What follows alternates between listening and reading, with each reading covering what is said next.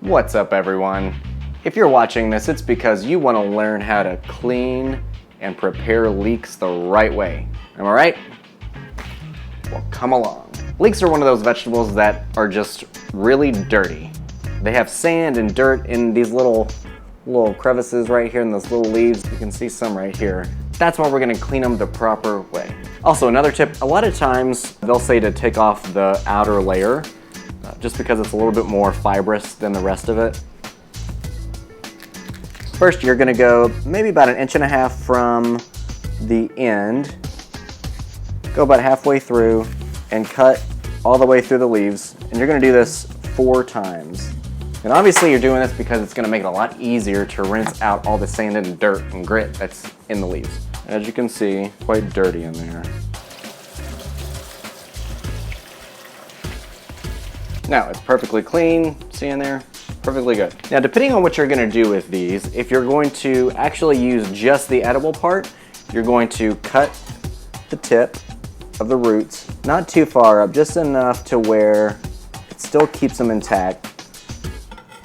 So you can see right there, it's still intact, but you're gonna get rid of these roots. Now, the edible part is just where it starts getting light green. So we're gonna cut right there.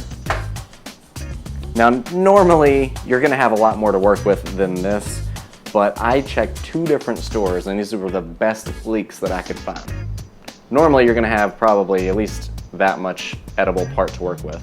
But if you're gonna make a broth, then keep these because they're gonna go well in the stock pot. Then of course all you're gonna do is just cut them how you want.